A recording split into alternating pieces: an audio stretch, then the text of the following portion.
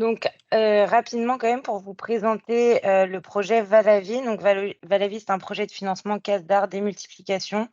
Il est sur une durée de 3 ans, 2023-2026 et donc le but de Valavi, c'est de s'approprier, convaincre et transférer toutes les connaissances, outils et méthodes de l'agroforesterie en viticulture et élevage, ruminant. Donc ce premier webinaire, est la première action qu'on mène, aujourd'hui. Donc on est ravis de tous vous accueillir. Je vais donc laisser, la parole du coup à Myrtea Chaumienne que je vais laisser se présenter. Bonjour à tous, donc Myrtea Chaumien, je suis conseillère agroforestière à la Chambre d'agriculture de la Drôme et je suis là aujourd'hui pour vous présenter l'expérimentation de la vigne climatique sur la table. Donc du coup, cette expérimentation, elle avait pour objectif de tester différentes formes d'ombrage sur la vigne. La parcelle a été plantée en 2021, donc c'est l'année où a commencé l'expérimentation, et il y avait 5 thématiques principales. Donc l'adaptation aux fortes chaleurs, ça c'était via le test de l'ombre directe et l'ombre portée sur la vigne. L'adaptation à la sécheresse, donc avec l'ombrage, mais également l'irrigation qui est installée sur la parcelle, mais qui n'est utilisée qu'en dernier recours. Et également un objectif d'augmentation de la rétention en eau du sol, avec des couverts qui ont été semés sur 2 rangs. Ensuite, on a également la préservation du sol. Donc, avec la combinaison de couverts végétaux et de travail du sol sous le rang uniquement.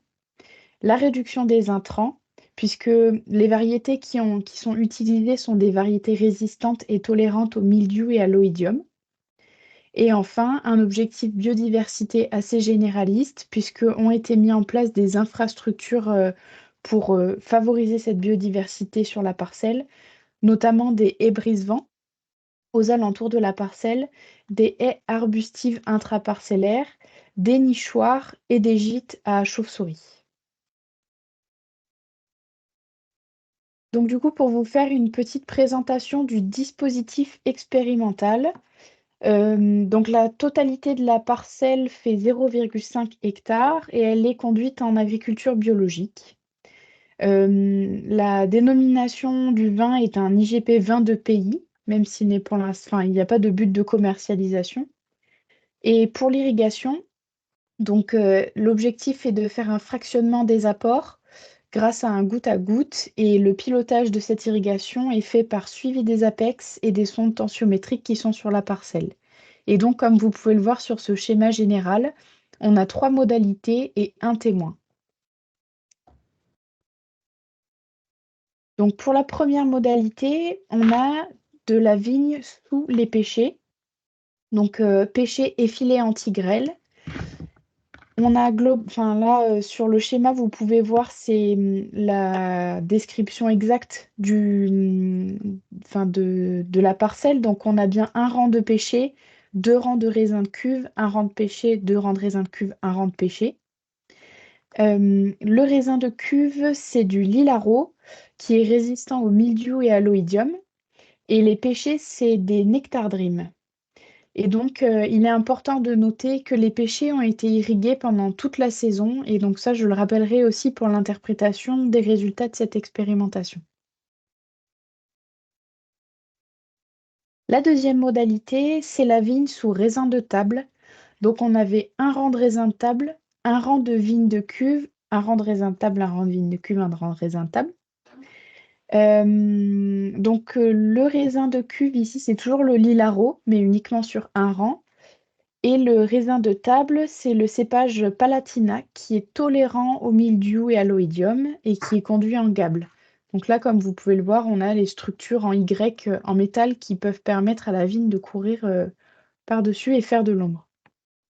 Et donc, pareil, à noter, les Palatina ont été irrigués tous les 3 jours à hauteur de 5 mm du 6 juillet au 29 août.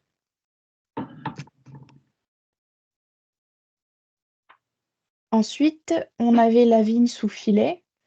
Donc, 2 types de filets. Des filets qui font de l'ombre à hauteur de 70%, donc qui laissent passer 30% de lumière.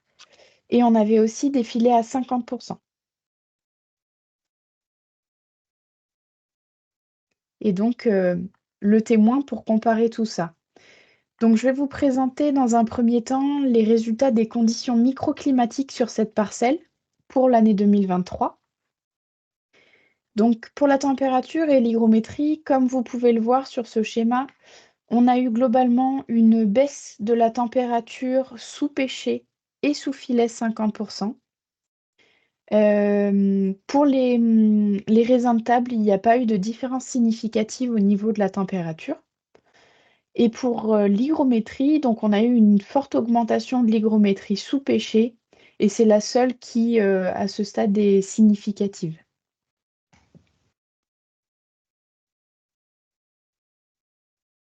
Ensuite, toujours dans le cadre des conditions microclimatiques, il y a eu aussi un vol de drone qui a été réalisé le 24 août sur la parcelle.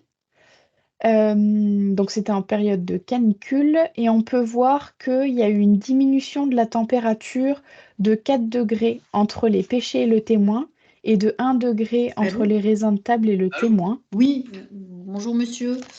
Je vais essayer de vous rappeler puisque Donc là, on parle bien de la température du végétal avec ces images aériennes.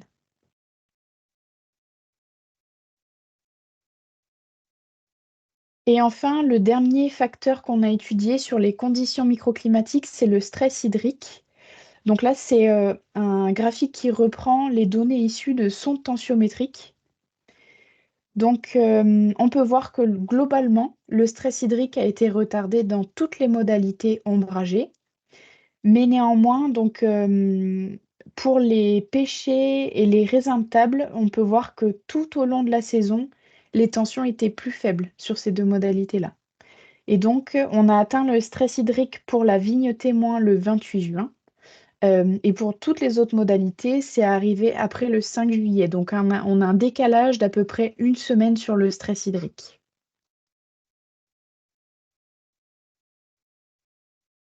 Ensuite, je vais maintenant vous présenter les résultats sur les caractéristiques de la vigne. Donc, on va commencer avec la longueur des rameaux. Donc, pour la longueur des rameaux, on a une différence significative entre le témoin, les pêchers et les raisins de table. Donc, l'ombre des pêchers et des raisins de table a favorisé pour 2023 un allongement des rameaux.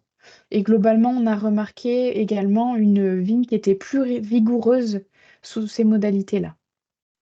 Et par contre, par rapport au filet, il n'y a eu aucune différence significative cette année.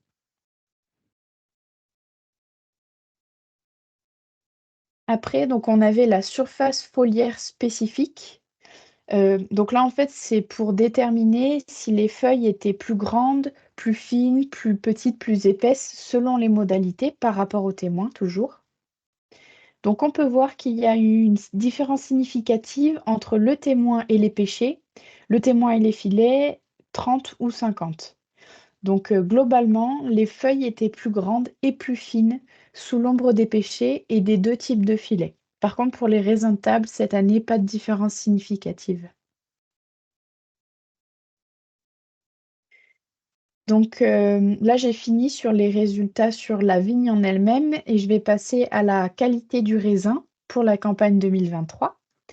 Donc là, je vais passer assez vite sur ces explications critère par critère parce qu'en fait, on a des facteurs externes au système qui vont expliquer les résultats que je vais vous présenter maintenant. Donc c'est pour ça que vous inquiétez pas, je passe vite, mais après j'explique plus globalement ce qu'on peut tirer de l'expérimentation.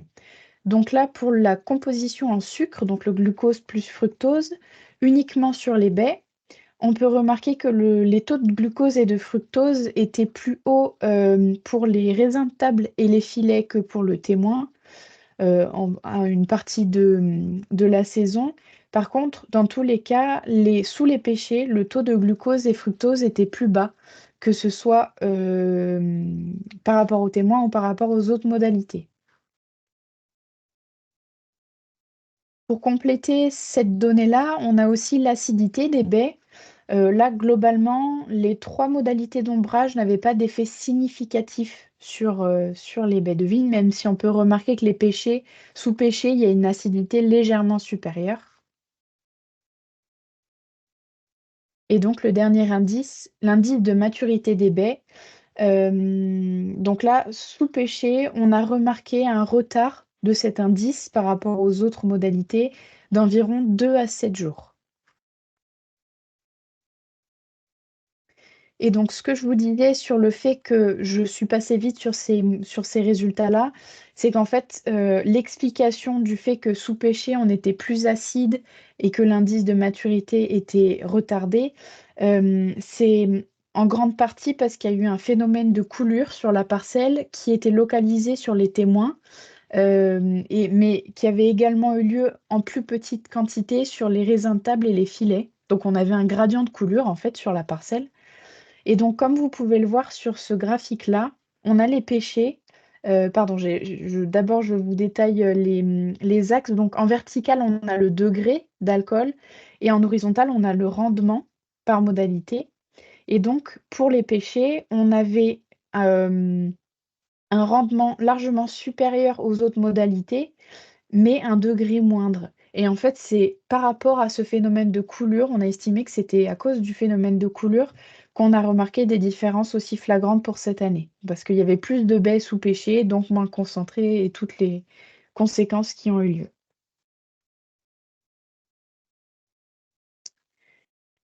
lieu. Pour les résultats de la vinification, donc sur mou, globalement, on retrouve les mêmes conclusions. L'acidité était plus grande sous les pêchés et plus faible sous les filets.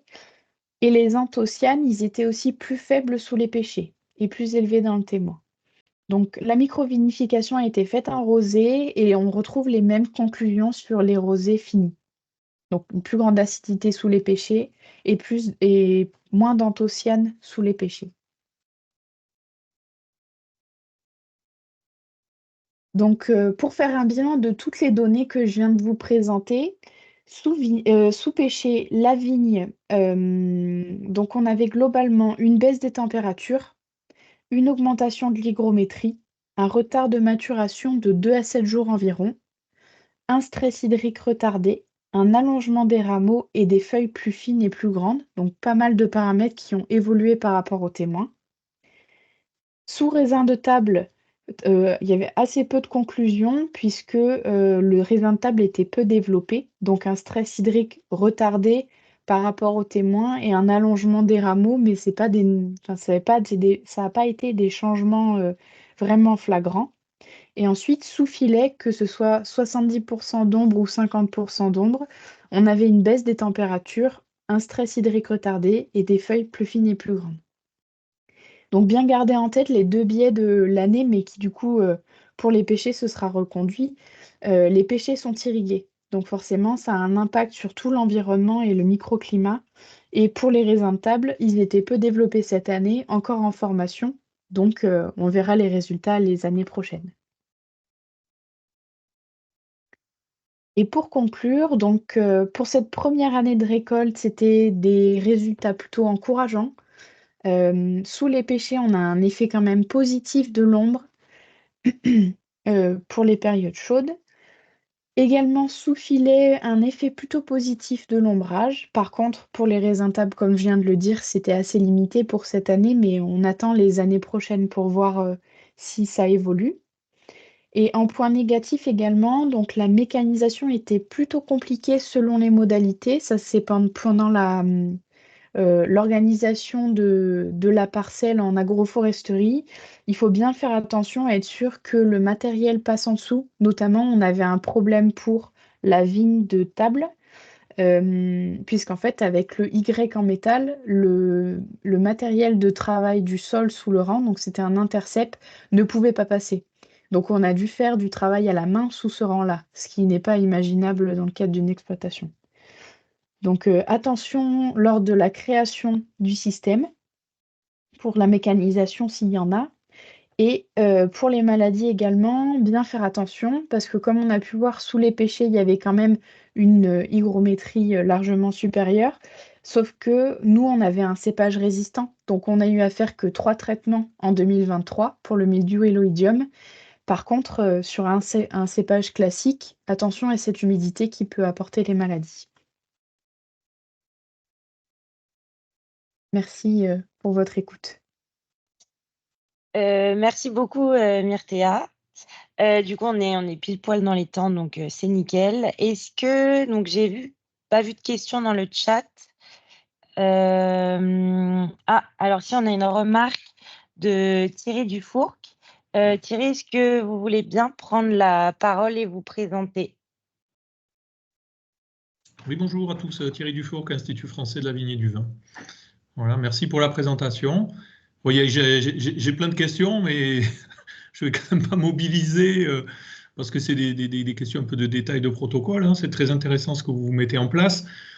Vous n'avez pas prévu de faire des mesures de potentiel hydrique ou à la limite de delta C13 sur vigne, par exemple, qui pourraient permettre de comparer les différents fonctionnements de plantes, voilà, en plus des sondes.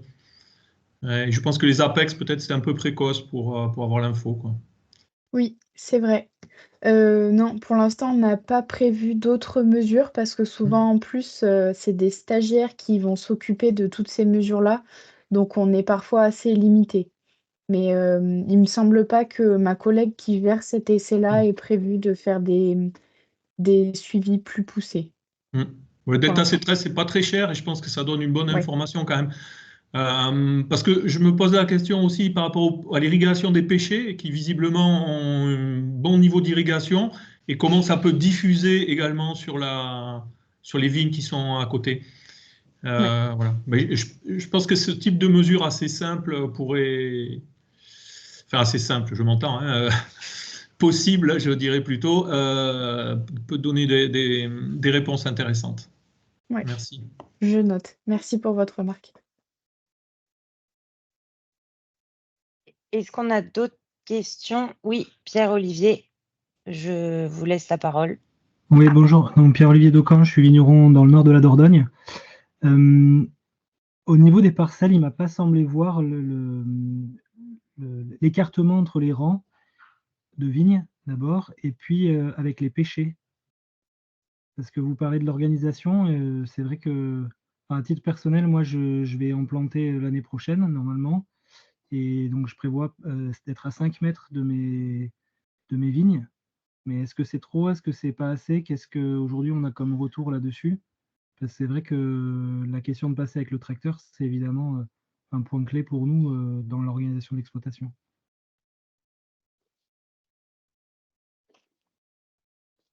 Et, alors là, tout de suite, je cherche l'information, je suis désolée, parce que je ne l'ai pas en tête, mais je me le note, je peux vous répondre dans le cadre du webinaire si mes collègues sont d'accord avec ça, mais il faut juste que je fouille un petit peu d'abord.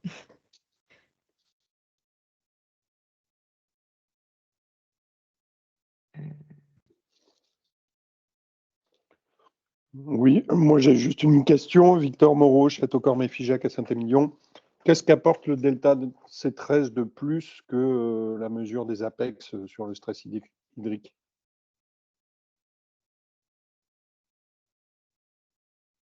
Je réponds? Oui. Oui, allez-y. Bonjour.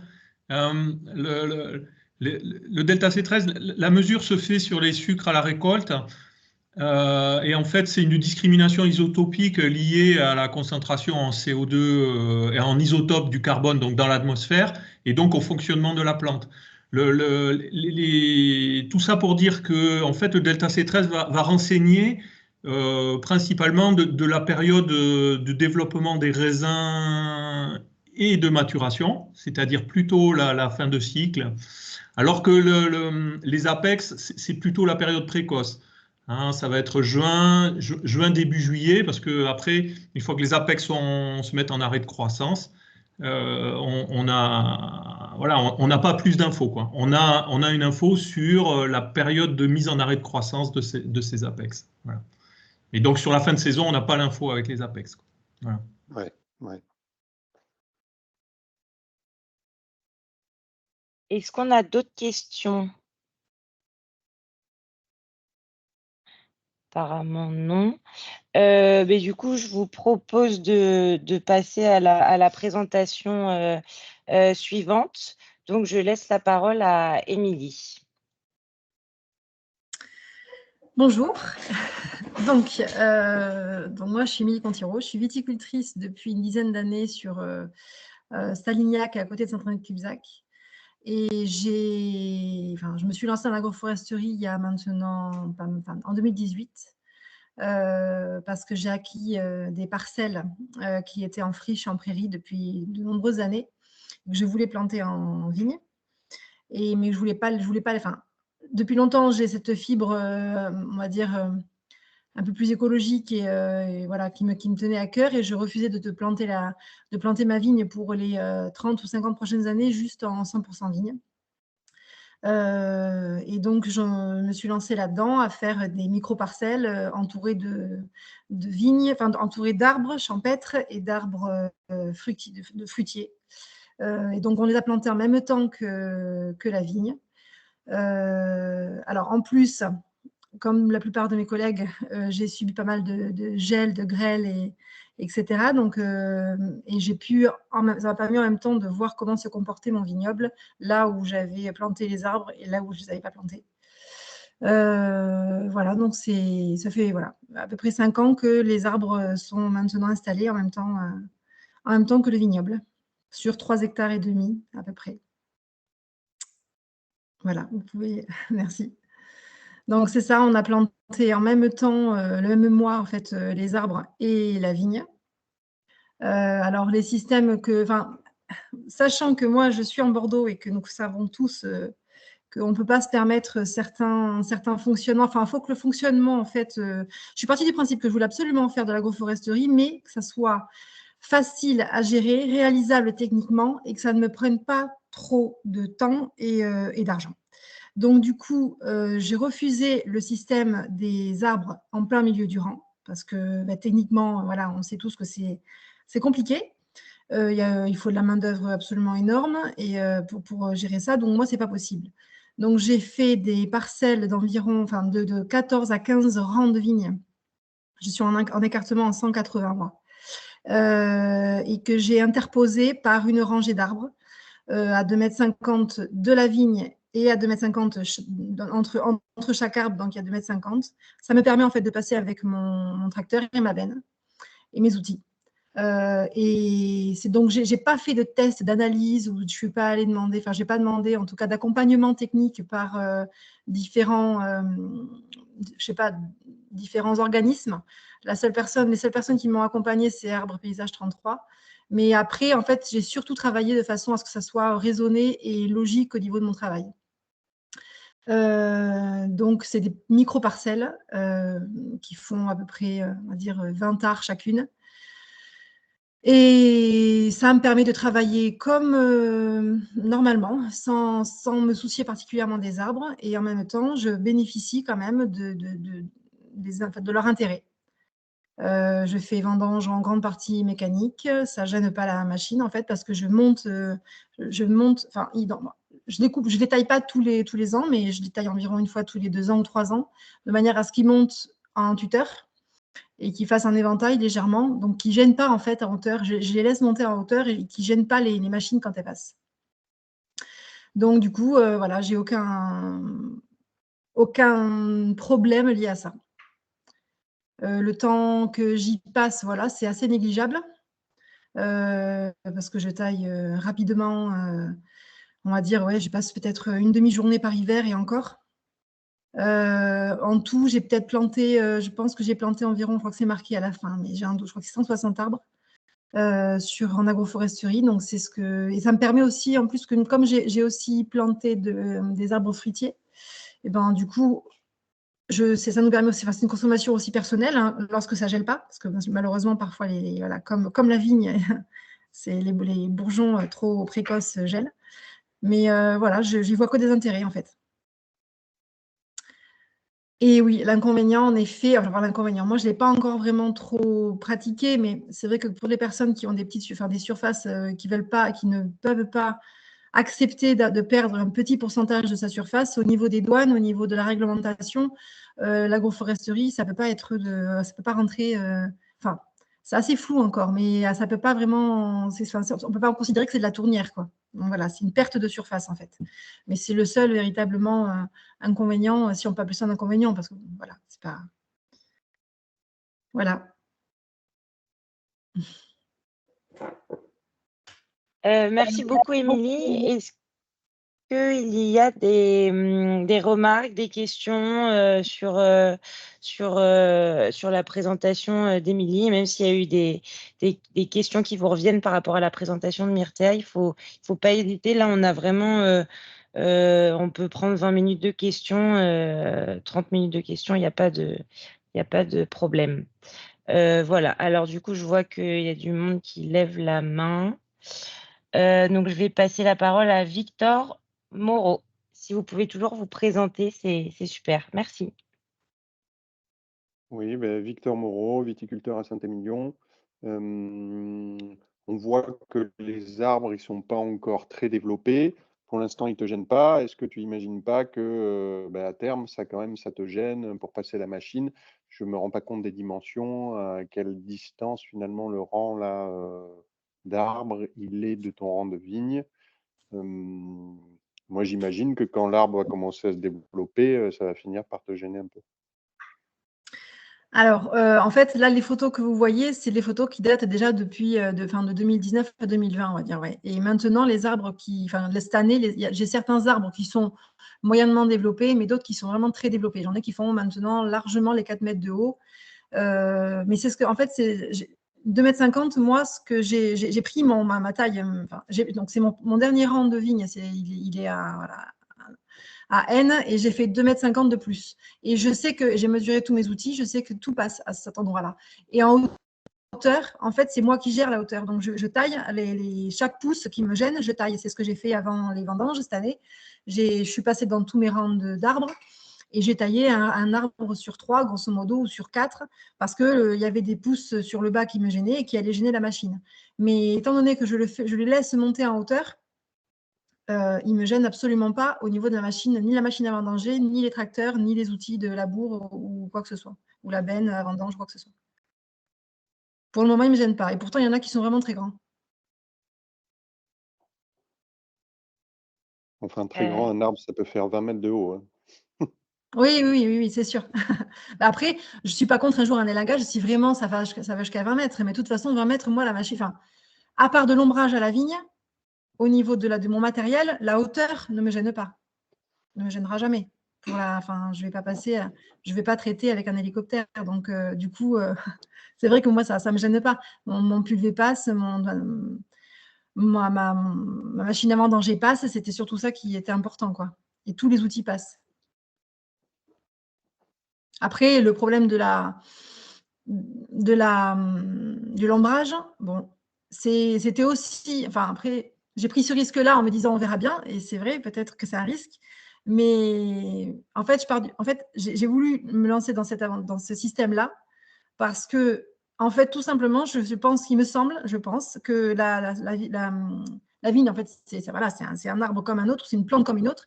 Et quand on voit comment fonctionne une forêt, et la forêt étant un écosystème qui est en parfaite santé et qui tout se développe bien, enfin voilà, lorsque les arbres sont ensemble les uns contre les autres, au final, quand ils sont installés et que la forêt est plutôt sain, c'est plutôt un écosystème sain.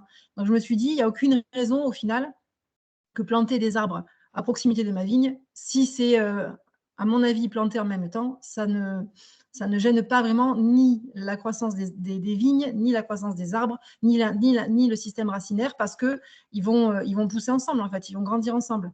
Après, en hauteur, bon, on en reparlera dans 10 ans, on verra.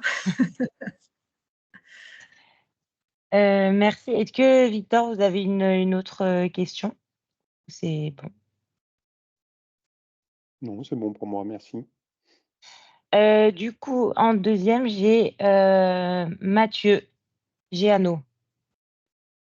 Bonjour, Mathieu Géano, conseiller viticole à la Chambre d'agriculture dans les Pays de la Loire.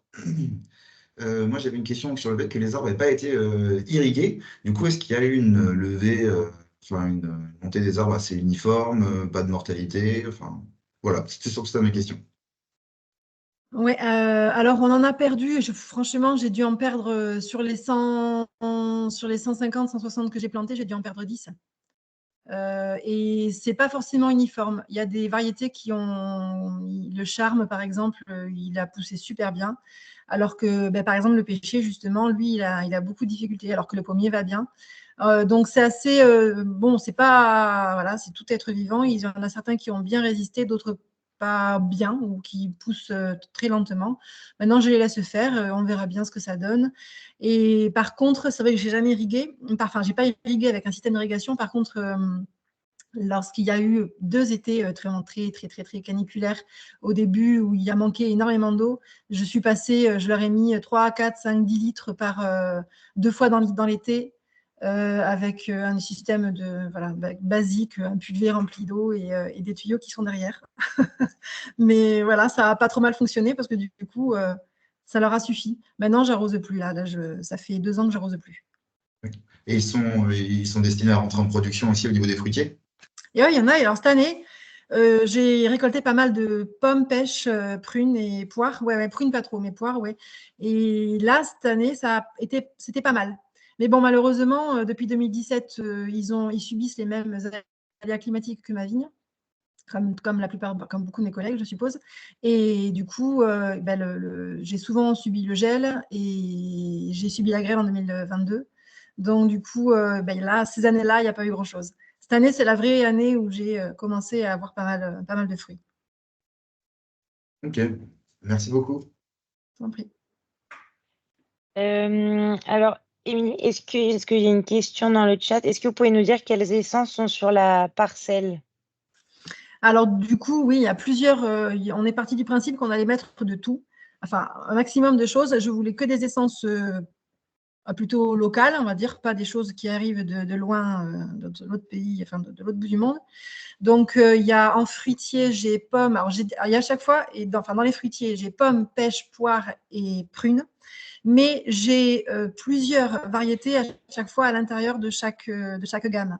Donc, j'ai 2 sortes de pommiers et ensuite, je vais en avoir deux qui sont pareils, 2 qui sont identiques. Et ensuite, je vais en avoir 2 autres identiques. Donc, j'aurai rarement la même essence, exactement. Donc, ça, c'est pour les fruitiers. Et ensuite, on a du chêne, de l'orme, du charme.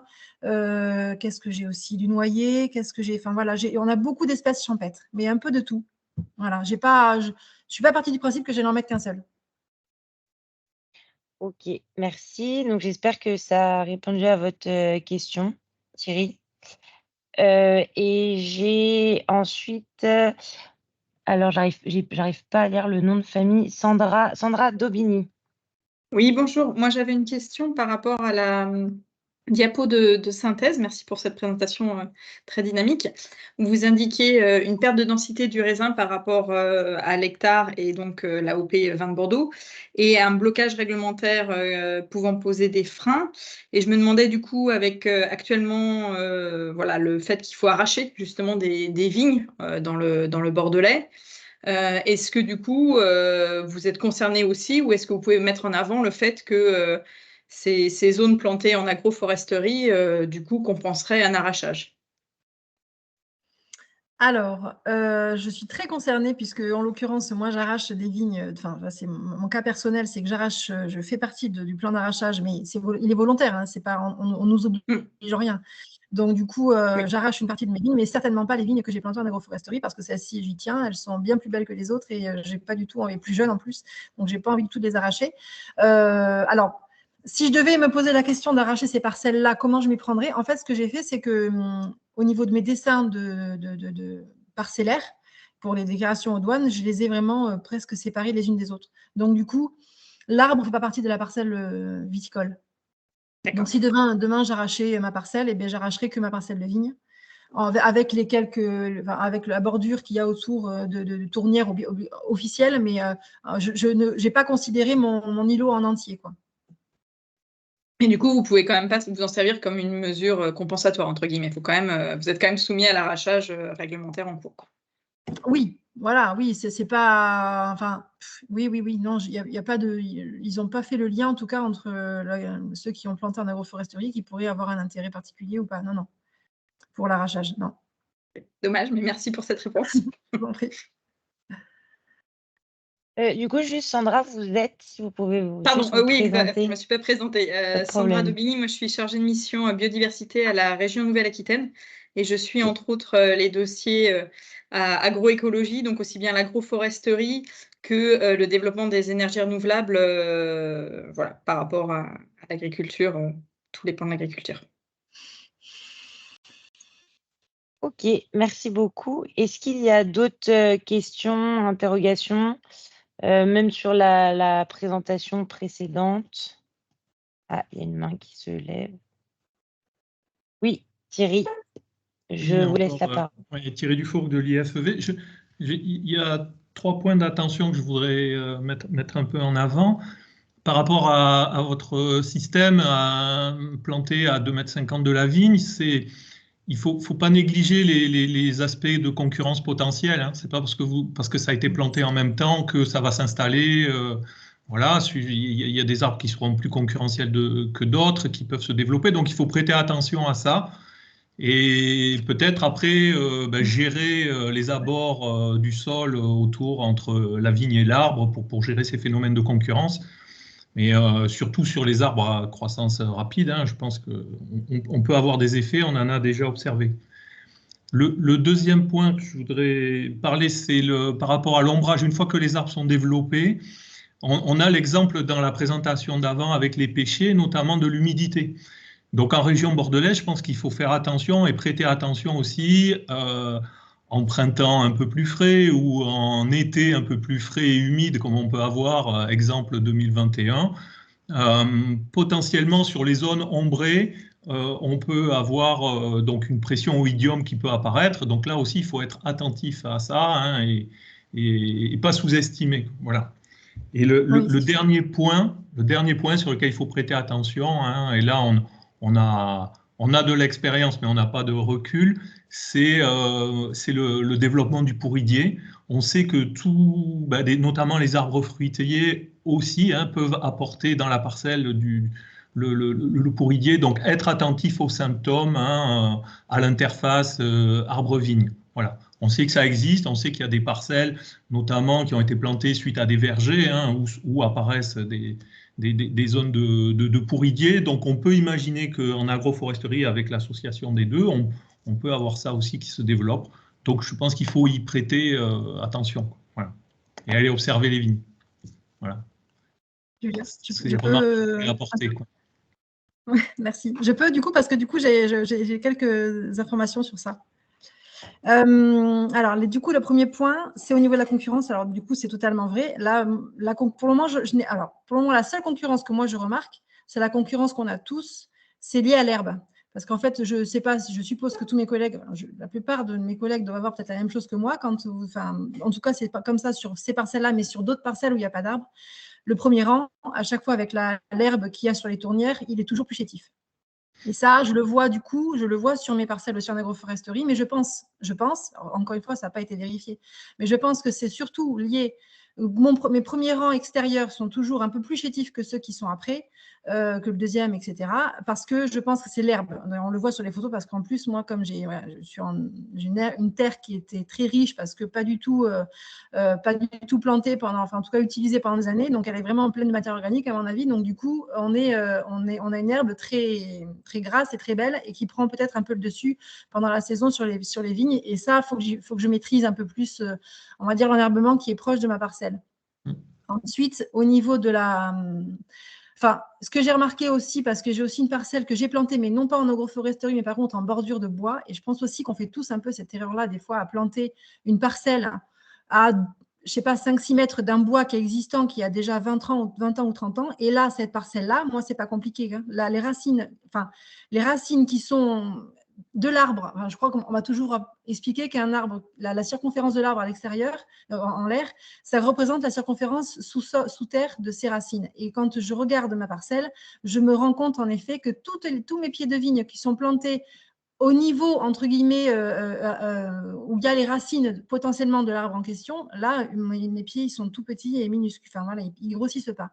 Donc, c'est vrai que sur ça, je pense qu'il y aurait potentiellement peut-être un problème là, mais bon, encore une fois, Là, je les ai plantés ensemble et quand on voit comment fonctionne une forêt, un arbre à côté d'un autre arbre, quand ils poussent ensemble, a priori, ça ne les gêne pas. Donc, encore une fois, peut-être dans 10 ans, ça n'ira pas, j'en sais rien. Enfin, peut-être que ça n'ira plus du tout et qu'il y aura des gros soucis. On verra. Voilà, on en reparlera à ce moment-là. Et encore une fois, pour le pourridier, je me suis posé aussi la question parce que j'avais une parcelle également avant que j'ai maintenant arrachée depuis un moment où il y avait un énorme rond et qu'on avait déterminé comme étant du pourridier. Et en fait, on avait appris on savait qu'il y avait un arbre, un pêcher en l'occurrence, qui était mort et qui avait été coupé, ou en tout cas peut-être pas mort mais coupé, et que le pêcher était là depuis très longtemps. Les vignes sont restées, et là le pourridier par contre, il y avait un rond de 10 ou 15 mètres, un cercle de 15 ou 20 mètres de circonférence, et en effet il n'y avait rien qui poussait. Mais en fait c'est parce que j'avais appris que l'ancien propriétaire avait coupé ce pêcher. Donc je me dis que, je pense, il me semble, peut-être encore une fois que je me trompe, hein, et je pense que si l'arbre est là, a priori, les pourridiers peut-être arrivent plus tôt lorsque l'arbre a été coupé.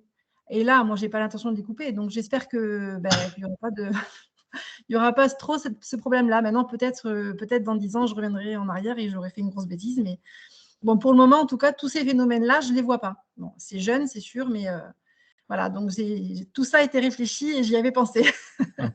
Non, mais il faut être attentif. Après, il faut réfléchir aux solutions pour intervenir, hein, notamment pour la concurrence. Hein. On peut agir sur l'arbre, sur le système racinaire de l'arbre, et puis sur l'enherbement, la gestion du sol, autour également, hein, bien sûr. Et par rapport à l'humidité, encore une fois, là, ils sont pas tous entièrement développés, les arbres. Ils sont très grands, ils ne sont pas du tout à leur maximum de pousse. Mais si je dois, par exemple, prendre 2023, qui est une année, là, on s'est tous cassé les dents, la plupart, beaucoup de mes collègues se sont cassés les dents sur les maladies. Moi, pour le coup, j'en ai eu un peu comme tout le monde, hein, je ne dis pas, mais par contre, j'en ai eu beaucoup moins et j'ai fait le plein. Donc, est-ce que c'est lié aux arbres ou pas? Je ne pourrai jamais le prouver, ça, j'en sais rien, parce que, il aurait fallu que j'ai la même parcelle sans les arbres. Mais dans tous les cas, j'ai eu zéro problème, je n'ai pas eu de problème accentué par rapport aux arbres, par rapport à l'agroforesterie. Merci beaucoup. Je vais passer la parole à Gabrielle Chenu. Oui, bonjour madame. Bonjour. Henri Chenu, c'est pas le même nom. Je suis viticulteur en Charente, dans la région de Cognac. Je me posais la question suivante. Est-ce que le fait de mettre les arbres fruitiers dans les rangs, donc comme vous avez pu le montrer, ça aurait à peu près la même incidence de les mettre en haie sur le côté des parcelles pour justement ne pas avoir à arracher sur des parcelles qui sont déjà plantées depuis un certain temps? Est-ce que vous avez un retour là-dessus, un retour d'expérience là-dessus? Voilà. J'ai fait les deux parce que j'ai fait l'agroforesterie, mais j'ai planté aussi beaucoup de haies autour. Je pense que les haies ont un phénomène de protection de vent et un système aussi pour la biodiversité très intéressant parce que ça permet de la nidification pour les insectes, les oiseaux, etc. Et ça permet aussi de lutter contre les vents peut-être qui amènent qui brasse un peu trop, peut-être au niveau des gels, je ne sais pas. Je pense que la haie sert surtout à ça. Là où il y aura le problème des haies, le problème, c'est pas un problème, il n'y a pas de problème à planter des haies, mais le fait de planter il y a vraiment un impact sur la plantation d'arbres avec les vignes quand il y en a suffisamment, en fait. Il faut qu'il y ait un minimum de densité d'arbres dans les parcelles de vignes.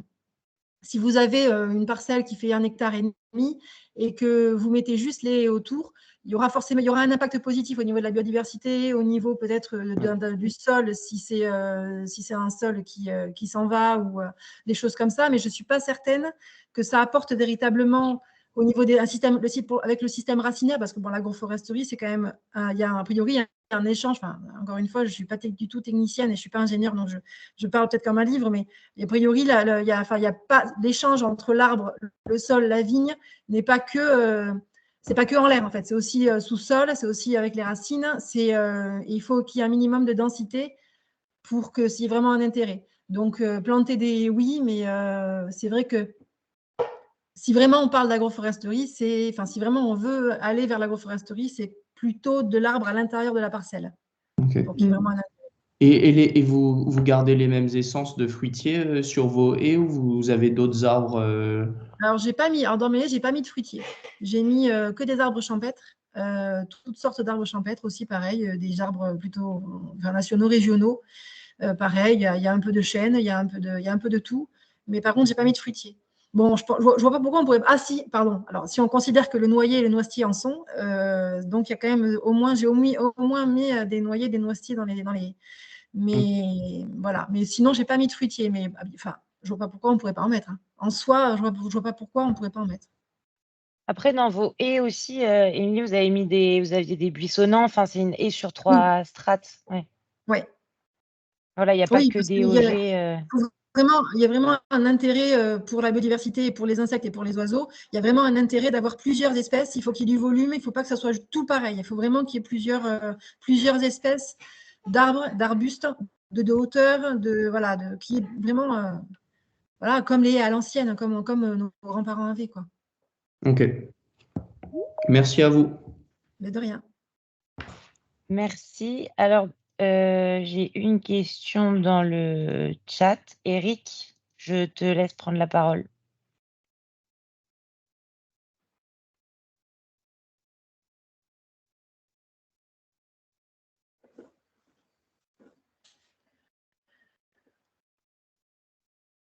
De la Chambre d'agriculture Charente-Maritime de Sèvres. Je ne sais pas si vous m'entendez bien, j'ai un problème de connexion, donc c'est un petit peu haché.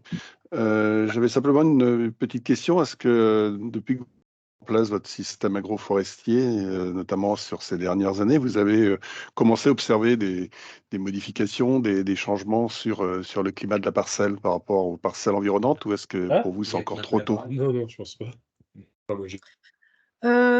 Alors, je ne sais pas si c'est trop tôt. Enfin, moi, ce que je vois, là, aujourd'hui, ce que je vois, c'est que ma parcelle, elle est très belle, que les vignes sont vraiment jolies, que j'ai un super rendement, à part quand il a grêlé l'année dernière, évidemment, que mes arbres en soi, à part, encore une fois, une dizaine d'arbres qui sont morts, qui n'ont pas, voilà, mais qu'en fait, que tout se comporte bien.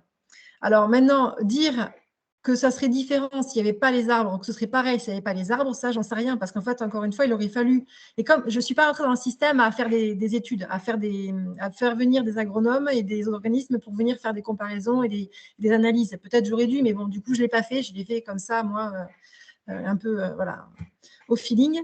Et du coup, on n'a pas vraiment pu comparer ou eu de système de points de comparaison. Par contre, ce qui est sûr, après, je pense qu'il y a aussi beaucoup de terroir quand même qui rentre en compte. Donc, moi, encore une fois, comme je l'avais dit, ce n'est pas une parcelle qui avait été plantée en vigne avant. Donc, elle était très saine, cette parcelle. Donc, elle avait beaucoup de matière organique. Et donc, je pense que c'est aussi ça qui fait que mes vignes sont très jolies dessus et mes arbres aussi. Maintenant, il aurait vraiment fallu qu'il y ait la même chose à côté, sans les arbres. Et là, j'ai pas. Par contre, parce que en plus, toutes les vignes que j'ai un peu plus haut sont des vignes plus âgées qui n'ont pas forcément eu le même système de technique de travail. Donc, c'est difficile de comparer. Moi, la seule chose que je peux dire aujourd'hui, c'est que je suis très contente et que ça marche très bien, quoi. Très bien, merci. De rien. Et Eric, est-ce que tu veux dire 2 mots sur le pacte de la haie? Je vois qu'il y a encore d'autres questions, parce que peut-être qu'on peut encore prendre les autres questions. Et après, si on a un petit peu de temps, à ce moment-là, je laisserai la parole peut-être à Agnès Le Boisselier, qui est de la DRAF, qui pourra peut-être en dire 2 mots. Ok. Oui, c'est vrai que là, il y a eu plein de questions d'un coup. Alors, je vais prendre Anne-Charlotte Tiquet. Bonjour Anne-Charlotte Tiquet, domaine Boineau en Charente. Moi j'avais une question, mais je pense que vous y avez partiellement répondu. Est-ce que vous avez fait quelques analyses de sol en fait au tout départ, avant de vous lancer dans le projet, juste pour qu'on ait quelques infos effectivement sur les caractéristiques du sol sur lequel vous cultivez? Oui, alors oui, mais ça, je fais que ce soit en agroforesterie ou pas, les analyses de sol, pour moi, c'est essentiel. Et du coup, je les fais systématiquement avant plantation. Donc oui, alors j'ai plus les détails en tête parce que ça remonte, mais moi, je suis principalement sur… enfin, la parcelle est quand même assez grande, elle fait 3,5 hectares, donc il y a une parcelle qui est extrêmement calcaire avec un calcaire affleurant à 10 cm de terre arable et de tout le en dessous, c'est du calcaire vraiment… très dense. D'ailleurs, j'ai même planté aussi des chênes truffiers, ça on n'en a pas parlé, mais du coup, j'ai même fait des rangées d'arbres truffiers, de chênes truffiers en agroforesterie. J'ai allié les deux, on va dire. Et on verra ce que ça donne, parce que encore une fois, c'est récent, donc je n'ai pas encore récolté de truffes, mais peut-être un jour. Et ensuite, j'ai un deuxième morceau qui est beaucoup plus argileux et un peu limoneux. Mais du coup, oui, bien sûr, j'ai fait des analyses. Alors, les arbres, en soi, encore une fois, si on met des essences qui sont plutôt régionales et qui sont plutôt adaptées à notre climat et à notre terroir, ça marche très bien. Moi, j'ai surtout fait ça pour mes vignes et pour mes porte-greffes, en fait. Bien sûr, et c'était effectivement dans ce sens-là que je posais la question, puisqu'on parle aussi d'un rendement de vignoble de l'autre côté. Vous parlez d'une parcelle qui est plutôt en forme. Et donc, Oui. en fait, et d'une parcelle qui est très belle et où les arbres se comportent très bien. Et c'est vrai que, enfin, voilà, la question, c'est est-ce que vous êtes très, très riche, effectivement, en matière organique et en nutriments qui, de toute façon, auraient permis à la parcelle de vraiment bien se développer, donc qui est propice à l'accueil de la haie, ou est-ce que, au contraire, enfin, voilà, est-ce que vous avez des points de vigilance, notamment par rapport à la nutrition de base? Alors, on a fait, je crois, quand on a… Bon, elle était très riche en matière organique parce que justement, donc c'était une prairie depuis 60 ans qui n'avait pas été travaillée, ni à part avoir des vaches dessus. Donc, au contraire, c'était très bien. Mais du coup, elle avait pas de… Enfin, elle était très saine. Et donc, j'avais beaucoup de matière organique à la base. Mais par contre, là, cette année encore, j'ai mis… et j'en ai mis sur toutes mes parcelles, donc sur toutes mes vignes, et j'ai mis aussi un compost cette année. Un compost riche en matière organique. Donc, voilà. Mais je fais attention à ça. Oui, ça, parce que, voilà, on sait très bien que faut être vigilant là-dessus. Pour moi, c'est essentiel. Donc, oui, ouais, en effet.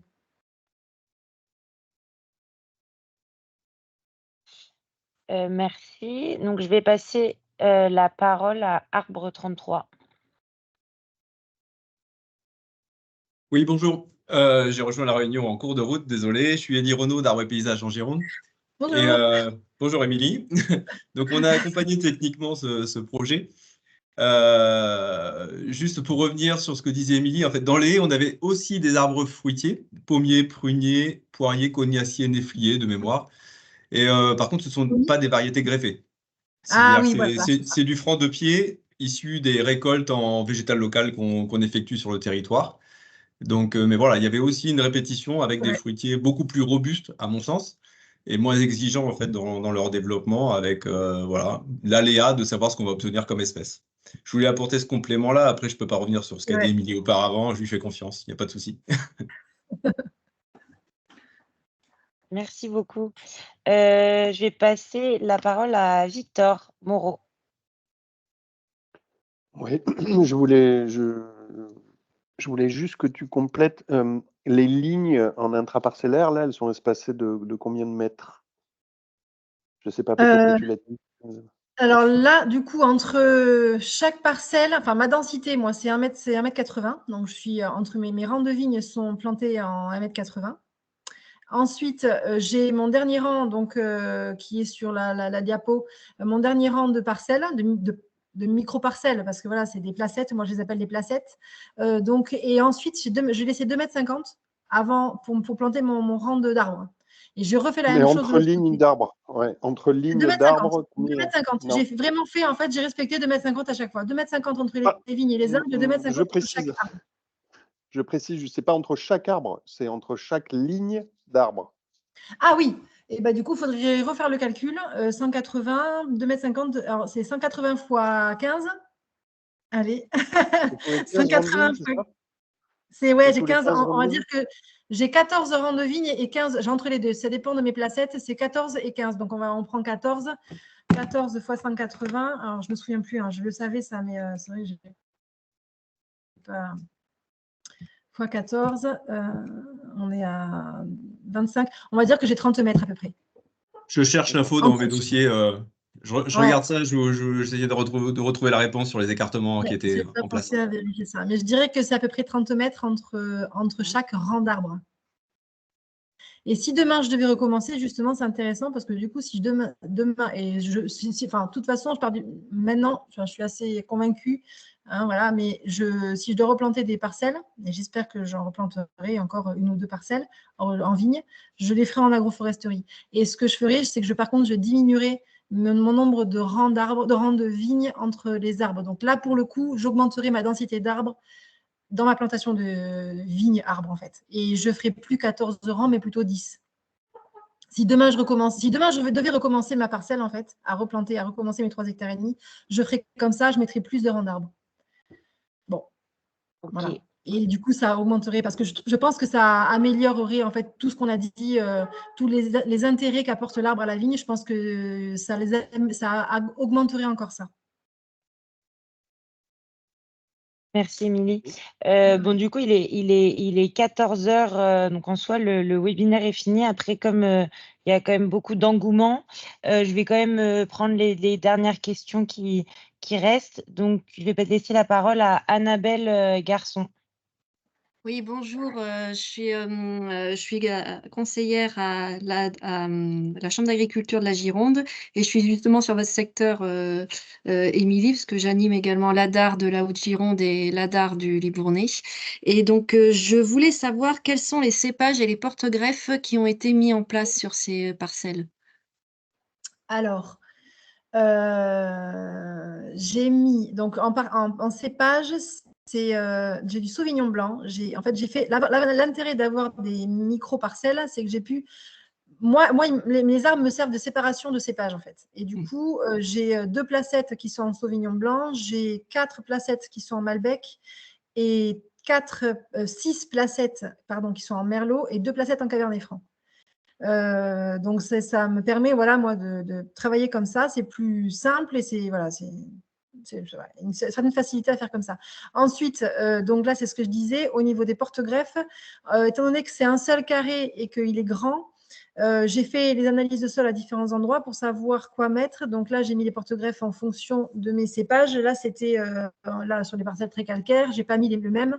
Il faudrait que je retrouve mes plantations. Là, vous me posez une colle. Il faudrait que je retrouve mais bon, en tous les cas, quand c'était très calcaire, évidemment, j'ai mis le porte-greffe qui correspondait à l'analyse de sol et à contrario, quand c'était très argileux, donc plutôt sur le bas, là, j'ai mis un porte-greffe. Par contre, je n'ai pas mis de porte-greffe très vigoureux. Je n'ai pas voulu mettre quelque chose de très vigoureux. J'ai fait un entre-deux. Bon, je ne sais plus les noms. Oui, vous avez peut-être mis il y a peut-être du 114 ou du Riparia Gloire de Montpellier, ça pour les plus argileux. Et après, est-ce que vous êtes allé jusqu'au fer-cal pour les parcelles calcaires ou... Oui, tout à d'accord. fait. On a mis du fer-cal sur des parcelles, sur mes parcelles en hauteur. Là, je suis tellement calcaire que c'est du fer-cal. D'accord. Et par rapport aux fruitiers qui sont plantés donc entre, est-ce qu'il y a eu des adaptations, des choix au niveau des fruitiers par rapport au terroir? Alors, j'ai fait totalement 100% confiance à Eddie Renaud, s'il est encore là. Non? Oui, je suis là. Je viens juste de notifier. J'ai retrouvé la distance qui était de 30,20 mètres entre les rangs et un plant tous les 8 mètres en moyenne sur le rang. Voilà, ça c'était pour la question qui était en suspens. Et là du coup, j'ai pas écouté celle-ci, désolé. Est-ce qu'il y a des adaptations en fait par rapport au terroir? Est-ce qu'il y a eu des adaptations de fruitiers? Oui, on a essayé de tenir compte voilà, des fruitiers qui étaient assez tolérants à ces conditions calcaires, ouais, tout à fait. Sur les porte-greffes, malheureusement, moi, j'avais pas une grosse marge de manœuvre avec le fournisseur. Donc, je dirais que sur les porte-greffes, voilà, j'ai pas appris spécifiquement des choses. On était en fait, majoritairement, on est sur du franc, quoi, hein. Pour le pommier, prunier, ce sera du mirobolant. Merisier pour les cerisiers, ce genre de choses. Après, je me rappelle plus exactement. J'étais reparti dans le dossier là. Mais voilà.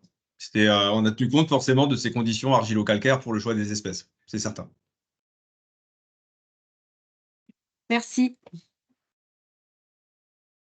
Merci beaucoup. Et donc, j'ai une dernière question de Cyril Trias. Oui, bonjour à tous. Vous m'entendez? Oui. Oui. Bonjour à tous. Donc, viticulteur Nord-Gironde. J'ai une parcelle agroforestière aussi. Et la question, c'était est-ce que tu as remarqué par rapport à la biodive des différences faune, flore sur tes parcelles? Et est-ce que tu as pensé à une composante animale justement pour entretenir sous les arbres, etc., quoi. Justement pour apporter de l'engrais ou scarifier. Voilà. Oui. Alors, au niveau de, encore une fois, j'ai remarqué, moi, ce que je vois, c'est qu'il y a beaucoup, j'ai beaucoup d'insectes, j'ai beaucoup d'oiseaux, j'ai des chauves-souris.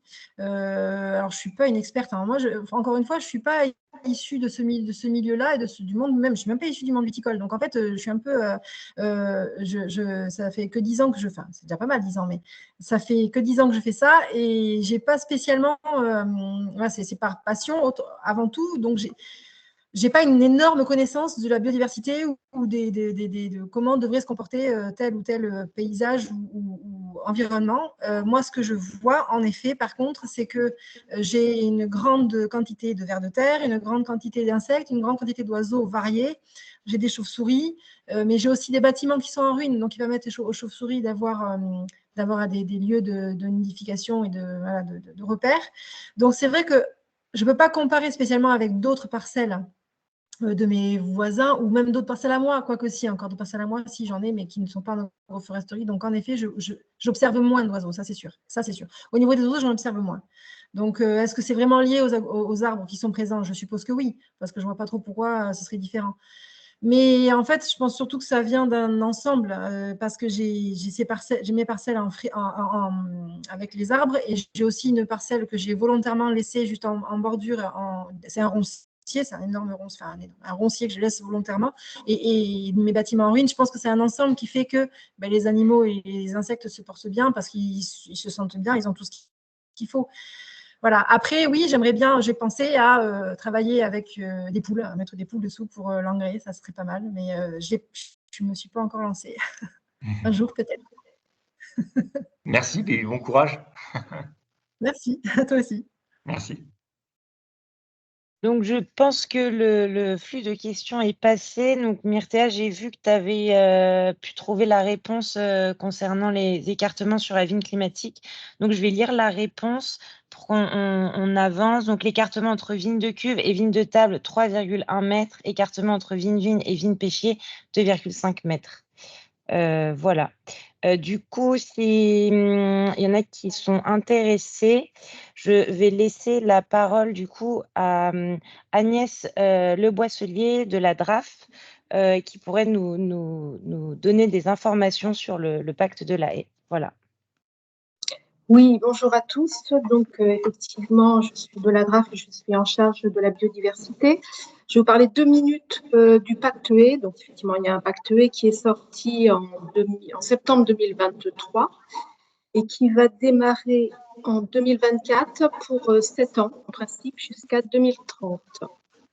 Et dans le cadre de ce pacte haie, il va y avoir des aides à la plantation et à l'entretien, et des aides à l'accompagnement et l'animation à la plantation.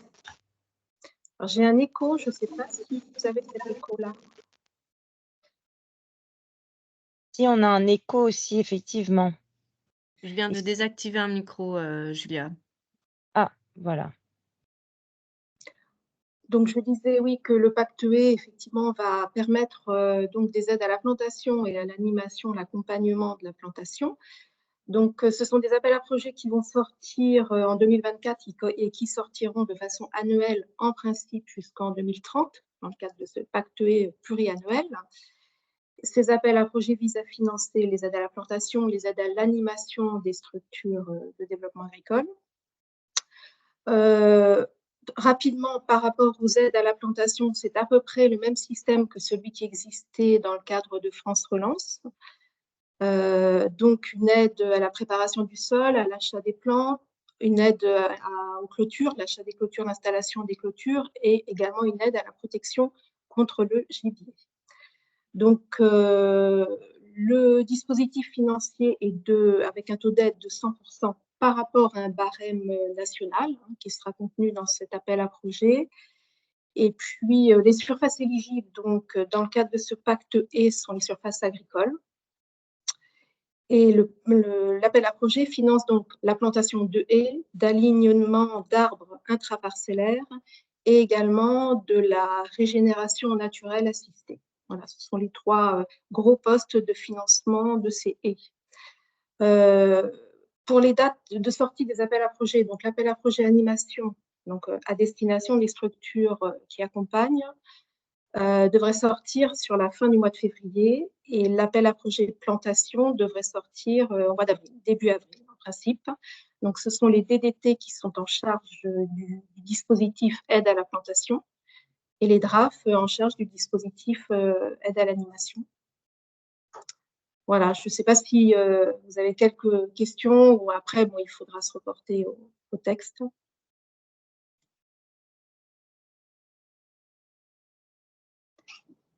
Est-ce qu'il y a des questions par rapport à ça? J'en vois En gros, pas. pour ceux qui ont suivi le dispositif France Relance, hein, on est sur les mêmes, je dirais, critères d'éligibilité, tant sur les types de surface que sur les types d'aides, grosso modo, on va dire. Le barème a évolué, hein, le barème national a évolué avec une prise en compte de l'inflation, bien sûr. Donc, le barème, lui, est différent de ce qui existait, mais le principe reste le même que le principe de 2021-2022. Avec également une liste d'essences éligibles, qui est d'ailleurs la même liste que celle qui était en vigueur en 2021-2022. Ok. Eh bien, s'il n'y a pas de questions, je pense qu'on peut clôturer ce webinaire. Noémie, tu es d'accord? Du coup, merci beaucoup à tous pour vos questions, votre participation et merci beaucoup Émilie et Myrtea pour vos interventions qui étaient très enrichissantes. Ah, Eric, je te laisse la main. Oui, non, c'est juste pour dire qu'il y aura d'autres webinaires dans le cadre du programme Valavie. Et cet été, courant juillet, également des rallyes sur la région Nouvelle-Aquitaine pour justement, là, on était dans une dimension, on va dire, webinaire, donc chacun derrière son ordinateur, mais c'est aussi intéressant de rencontrer directement les viticulteurs et viticultrices sur leur ferme. Donc, il y aura pendant la dernière semaine de juillet des rallyes. Donc, comme on a vos coordonnées, on vous invitera et on vous enverra les informations pour que vous puissiez venir échanger de vive voix et directement sur les fermes. Donc, voilà, il y aura probablement aussi, parce que j'ai noté des questions sur la réglementation, notamment au regard des douanes, etc. Il y a eu un travail qui a été fait il y a quelques années dans le cadre d'un RMT, d'un réseau rural national agroforesterie. On a déjà quelques éléments de réponse, même si tout n'est pas figé. Voilà, donc on vous tiendra informé des suites de cette action Valavie. Voilà, je te redonne la parole, Julia, pour clôturer.